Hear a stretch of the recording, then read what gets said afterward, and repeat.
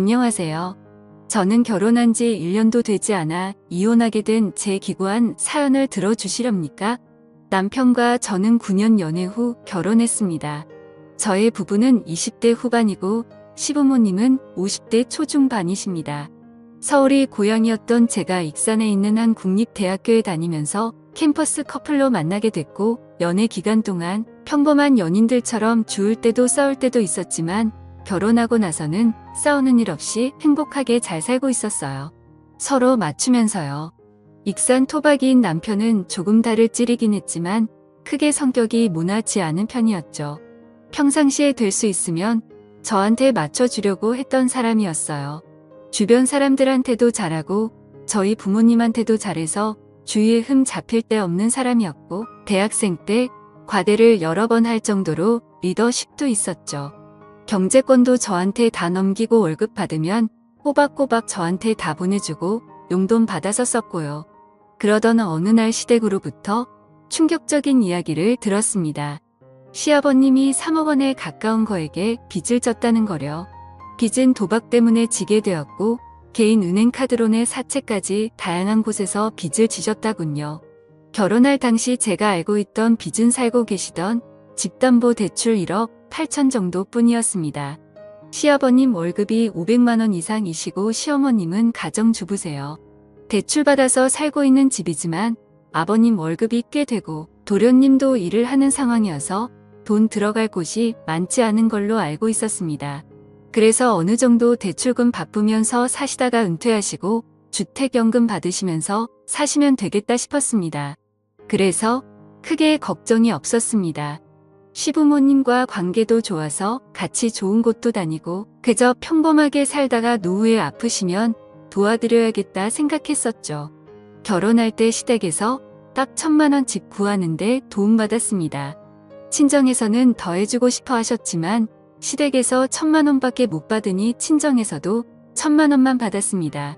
그리고 우리끼리 모은 돈에 전세자금 대출해서 작은 오피스텔 전세집에서 시작했어요. 시댁에서도 그저 너희 둘이 잘 살면 된다고 알아서 잘 살으라고 하셨습니다. 돈을 안 해주셔서 서운하고 그런 마음도 전혀 없었고 그저 둘이 잘 살아보자는 마음과 희망으로 시작했습니다.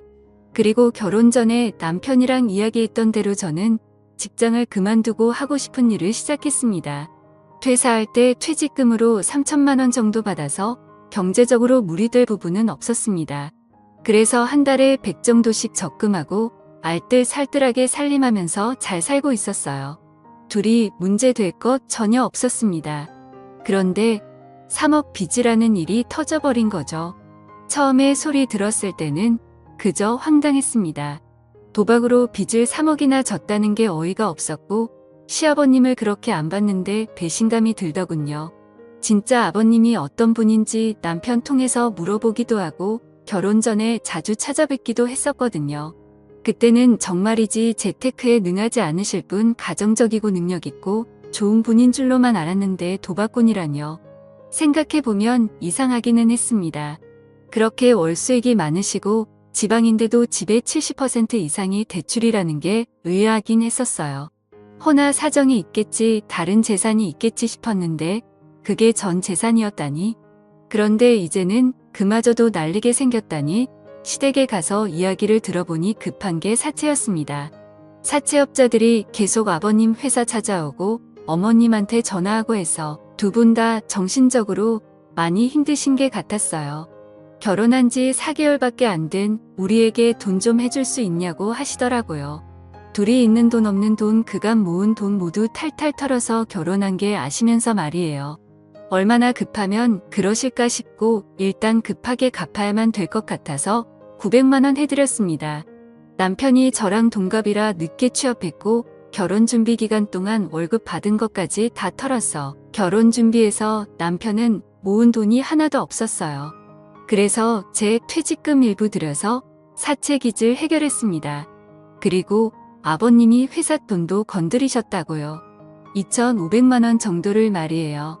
한마디로 공금 행정을 하신 거죠. 그게 급하게 일부 해결하느라 어머님이 카드 대출 200만 원을 받으셨는데 만기일이 다가온다 하셔서 또 200만 원을 그런데 은행뿐만 아니라 카드 대출 이자가 너무 세서 매달 원금과 생활비 이자까지 나가는 돈만 500만 원 이상이었습니다. 아버님 월급이 500만 원 정도인데 그냥 다 나가는 거죠. 사면서 받은 대출도 원금이랑 매달 나가는 돈이 커서 집 팔고 회생이나 파산을 하자고 아버님 말씀드리니 아가야 시애비 무시하냐. 나 아직 그렇게까지 인생 막장 아니다. 집은 있어야 된다. 라고 하시면서 거부하셨습니다. 그리고 한 달 정도 뒤에 회사 돈 건드린 게 남은 2,300만 원을 메꿔야 했습니다. 근데 돈이 없는데 어떻게 그걸 메꾸겠어요. 결국에 어머님이 또 카드 대출을 받아서 해결했습니다. 처음에는 공금의 명으로 감옥을 가던 말던 알아서 하라고 하시다가 그래도 회사는 다니게 해줘야 하지 않겠냐 해서 어머님이 카드 대출을 받으신 거라 했어요. 그리고 또 한 달 뒤에 도저히 안 되겠는지 아버님이 회생을 알아보시더군요. 이게 아버님 회사 회장님 귀에까지 들어가도였고 회사 돈 손댔던 사실도 도 회장님이 알게 되면서 회사에서 잘렸습니다. 회생을 해도 6천만 원 정도는 알아서 갚으셔야 된다 하시대요. 그렇게 직장에서 잘린 이후에도 정신을 못 차리시고 매일 어디를 다니시는지 매일 밤 담배 냄새에 찌들어서 돌아오셨고 어머님이 도대체 당신 어디 다녀왔냐 따져 물으시면 생활비가 필요해서 돈을 좀 벌려고 다니고 있다고 하시면서 되려 숨막히게 하지 말라며 어머님께 화를 내고 집을 뒤집어 놓으셨습니다. 그 돈은 어찌 갚으시려고 하시는 건지 답답하더라고요. 그 후 어머님은 결국 집을 파셨고 집 사면서 은행에서 받은 대출금 갚고 나니 수중에 몇 천만 원만 남더라고요. 아버님이 운명했던 회사 공금 갚느라 어머님이 받았던 대출을 그 돈으로 해결하고 할머니한테 빌린 돈도 있어서 1,000만 원 갚고 복비 이사비까지 지출하고 나니까 결국에 남은 돈이 1,000만 원 정도였습니다. 아버님은 언제부턴가 집에 들어오지 않는 날이 들어오시는 날보다 많아지셨고 어느 순간부터 집에 들어오지 않으셨습니다. 어머님은 아버님 생각만 하면 지긋지긋하다고 집에 오면 바로 이혼 도장 찍으라고 할 거라고 이혼 서류까지 준비해 두시고는 칼을 가셨습니다. 그렇게 집을 팔고 도련님이 얻은 저렴한 빌라에서 도련님이 벌어오는 돈으로 어머님과 도련님 둘이서 생활하기 시작했습니다. 처음에는 같이 으쌰으쌰 해결해 나가려고 자식들이 아버님께 연락해서 계속 어디시냐고 물어도 보고 싸워도 보고 했는데 고집이 있으셔서 마음대로 하시고 도대체 뭘 하시는지 어떻게 생활하시는지 상황 돌아가는 것도 이야기 안 해주셔서 포기했습니다. 그냥 열심히 일해서 돈 벌고 있다고만 하셨어요. 이렇게 해서 어찌어찌 아버님 포기하고 도련님 어머님만 산다고 해도 앞으로가 걱정이었습니다. 도련님도 돈 모아서 결혼해야 되는데 솔직히 상황이 이 정도면 어머님도 진작 뛰쳐나가서 일을 하셔야 하는 게 아닌가요? 자꾸 비가 오면 온몸이 뻐근하고 날이 좋아도 몸이 안 좋다고 하시면서 본인 하시고 싶은 일자리를 고르고 계시더군요. 제 생각에는 그런 거 따질 때가 아닌데 말이에요. 평상시에 요가 계속 하셔서 요가 강사 자격증까지 있으시고 등산도 자주 하시고 봉사활동 같은 것도 다니셨어요. 그런 체력이면 일 못할 상태는 아니지 않나요?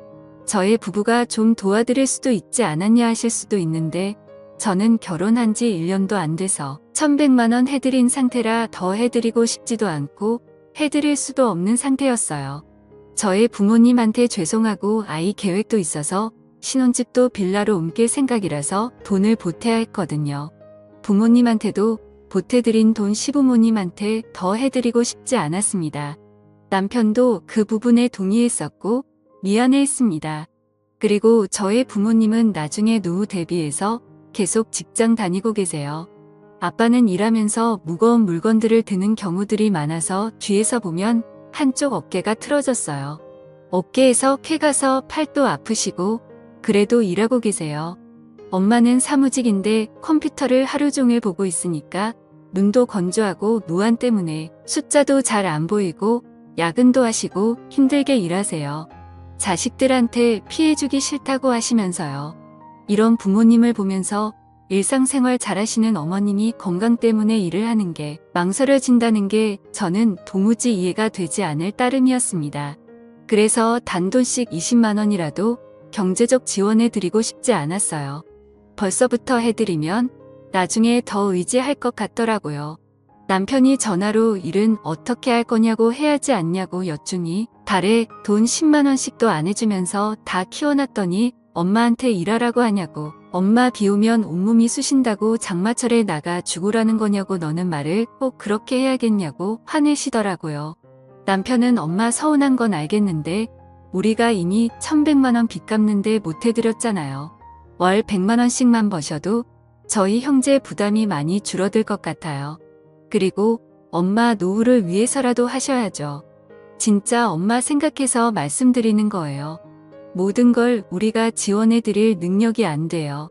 라고 장문의 문자를 보냈지만 일 터진 지 8개월이 지나도 어머니는 이 일은 어떻고 저 일은 어떻고 따지시며 단 한 번도 일을 나가려 하지 않으셨습니다. 제가 저희 외삼촌 식당에서 카운터 보는 게 나도 하시는 게 어떻겠냐고 말씀드린 적이 있었는데 어디 CM이를 그런 식당 아줌마를 만들려고 하는 거냐고 성을 내시더라고요. 그러면서 저보고 다시 일을 시작하라고 새파란 게 젊은 애가 남편이 벌어오는 돈만 쓰고 집에서 놀기만 한다고 하시대요. 저도 다시 일을 시작할 수는 있지만 이런 상황에서는 전혀 시작하고 싶지 않았어요. 제가 일 시작하면 분명히 지원해 줄게 기대하실 거고 안 해드리면 더 서운해 하실 게 뻔했거든요. 안녕하세요. 저는 결혼한 지 1년도 되지 않아 남편도 처음에는 저한테 미안해하면서 1,100만 원 해줬으니 충분히 해줬고 더 해줄 필요 없다고 했었는데 나중에는 저보고 일 시작하는 거 어떻냐고 눈치를 주더라고요. 일 시작하고 수입 늘어나면 월 10만 원씩이라도 드리자고 하면서요. 하지만 제가 벌 돈들이 앞으로 태어날 제 아이, 제 집, 제 노후 등을 위해 쓰이는 게 아니라 시댁 뒷바라지에 쓰일 거라고 생각하니 끔찍하고 싫었습니다. 솔직히 거의 월마다 시댁 쪽에 경조사 있어서 10만 원씩은 드리고 있었어요. 친정 쪽은 생일, 어버이날, 명절 때만 드렸고요. 귀한 딸 힘들게 키워놨더니 시댁 뒷바라지나 하는 거 보시면 저희 친정 부모님이 얼마나 쏙 터지시겠어요. 그런 모습 보여드리고 싶지도 않았어요. 친정집에서 김치 얻어가는 것도 죄송했습니다. 친정에서는 뭘 계속 주려고 하셨는데 그럴 때마다 속상했어요. 있을 때 잘해드리지라는 말도 하실 수 있어요. 하지만 저는 이런 끔찍한 상황은 아버님, 어머님이 만드셨다고 생각해요. 아버님이 회사 핑계대고 모아놓은 돈을 계속 가져가셨어요. 적은 돈도 아니고 큰 돈 몇백 천만 원 이런 식으로요. 근데 그때마다 어머님은 그냥 방관하신 거예요. 아버님 성격이 워낙 큰 소리치고 그런 성격이라 싸우다가 포기하고 놓아버리신 거죠. 그리고 그 방관이 그 상황을 만든 겁니다.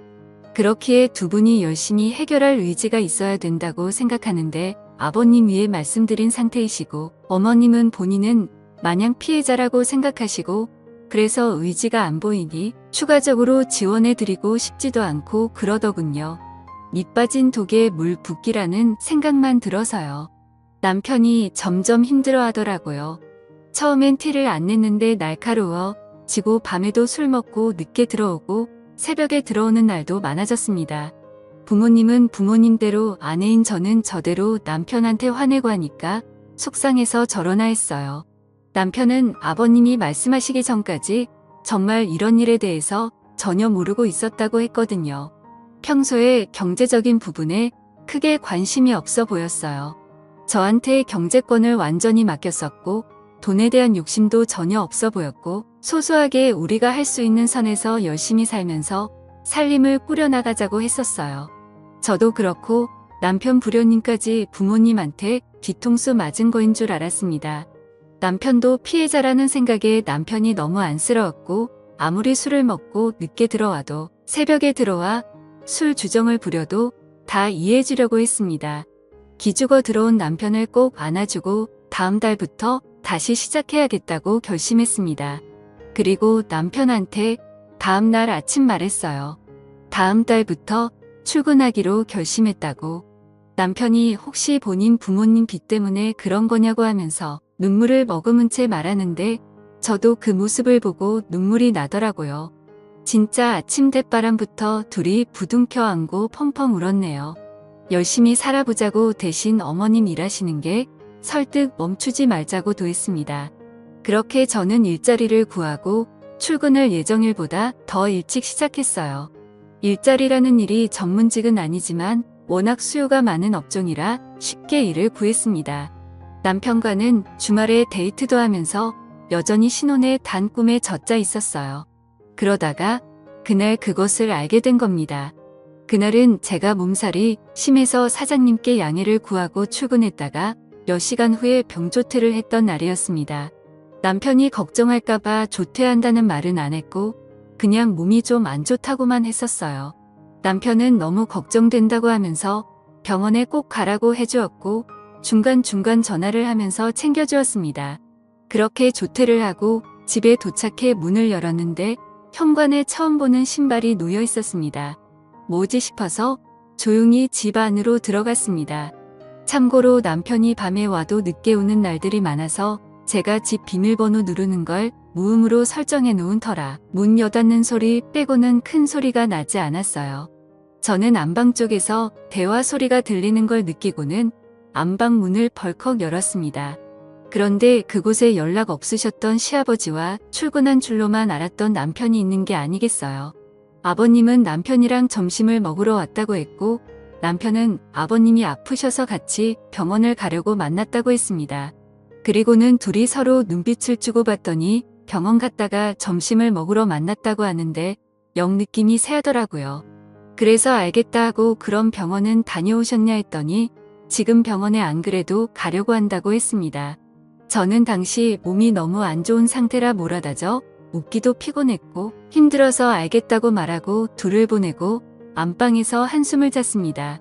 그렇게 한숨 자고 일어나니 종몸이 개운해지면서 동시에 남편과 아버님이 영 수상하더라고요.